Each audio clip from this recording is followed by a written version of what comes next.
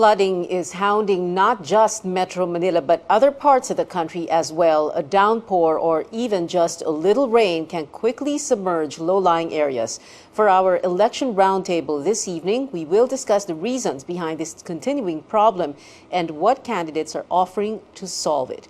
We have with us here in the studio MNDA Flood Control Head Baltazar or Bal Melgar, the Marikina Disaster Risk Reduction Manager, Val Barcinal, and the head of an urban planning consultancy group and former DOTC Undersecretary Primitivo. Good evening, gentlemen. Thank you very much for being here. Well, let's begin with this, the umbrella question first. What are the major factors that cause flooding?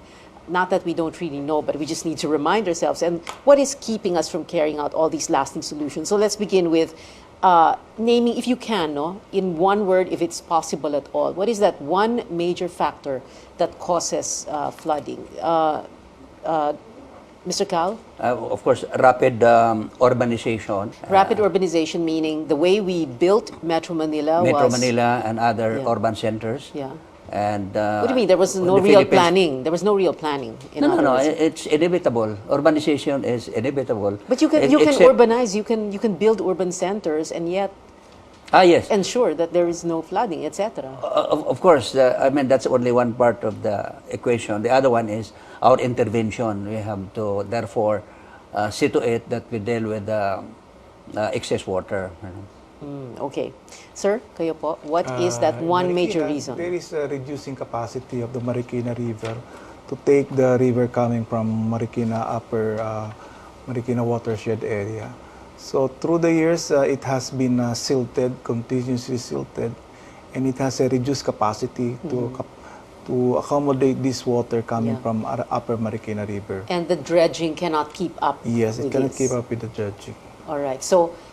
And there's no other solution, and we can't do anything because there are people living along the waterway, correct? There are solutions in the future, There will be solution in the future. Okay. So we have to talk with other LGUs on the upstreams to reduce the amount of siltation that they contribute to Marikina River. And Mr. Melgar, for the MMDA, what is that one major cause? Lack of infrastructure project for flood control to address the flooding problem in Metro Manila.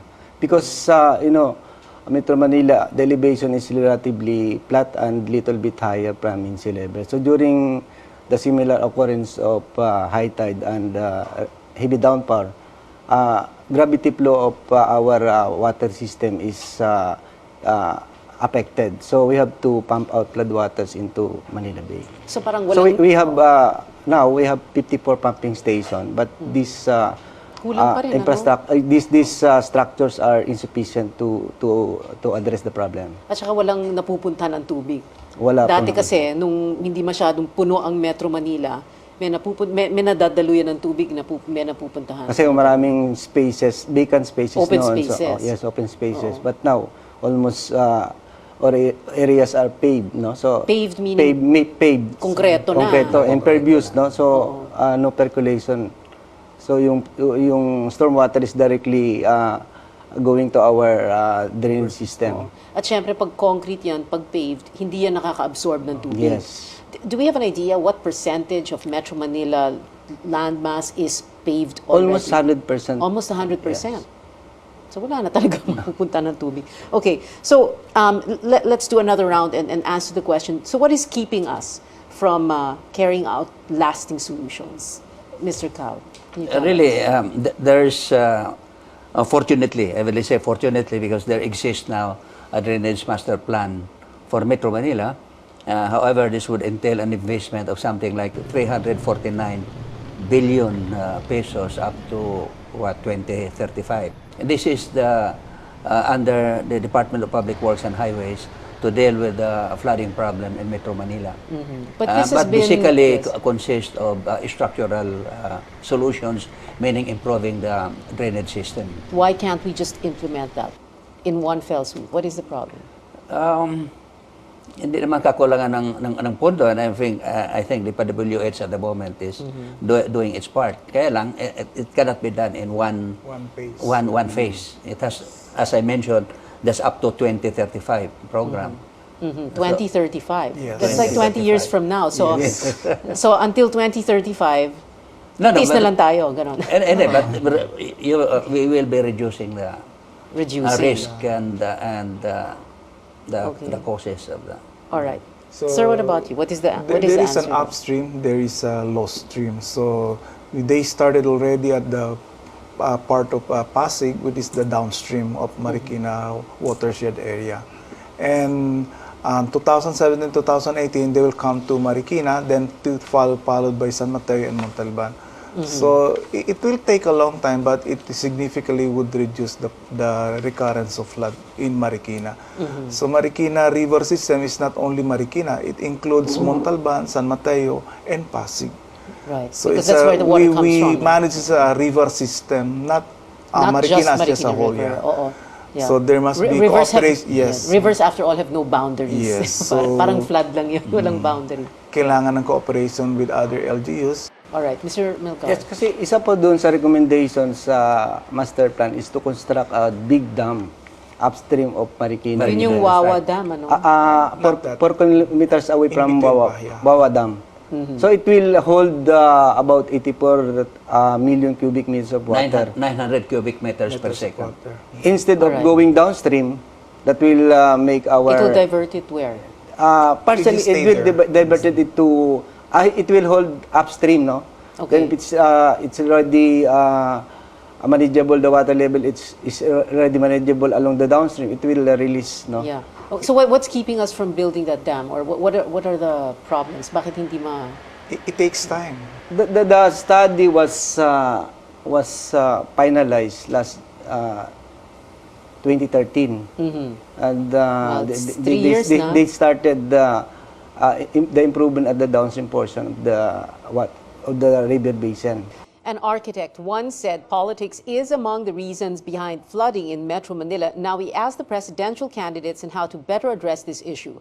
Judge Marbinay's camp says his flood control plan is anchored on the creation and implementation of a national flood management plan, construction and rehabilitation of flood control and drain infrastructure, strengthening forecasting and warning systems, improving flood preparedness and disaster management, as well as resettlement of informal settlers from danger areas. Grace Poe also discussed this matter in one of her sorties. Let's hear what she has to say. Kailangan may mga water catchment basins sa pababa dun sa bundok.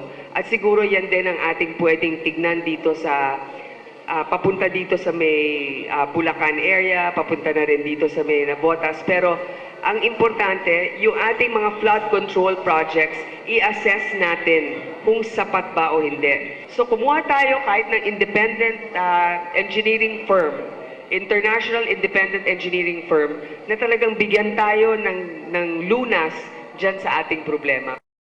The PDP Laban standard bearer, Rodrigo Duterte, is pushing for a total log ban, improving existing drainage systems, and establishing a flood control system.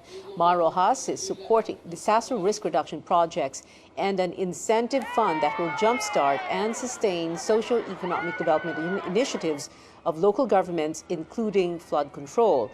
And finally, Senator Miriam Santiago seeking a recovery fund for flood victims and a national flood insurance program to protect homeowners, small business owners, and farmers from losses. So now the question is to our guests, who among the candidates do you think has a workable solution to flooding?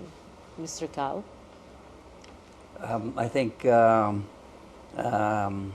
Vice President Binay has a comprehensive solution to the problem. Comprehensive yung ganyan. And then Mayor Duterte likewise has articulated yung again a more comprehensive treatment. In the case of Senator Poe, parang hindi niya alam, is not familiar that the plan already exists. A comprehensive one.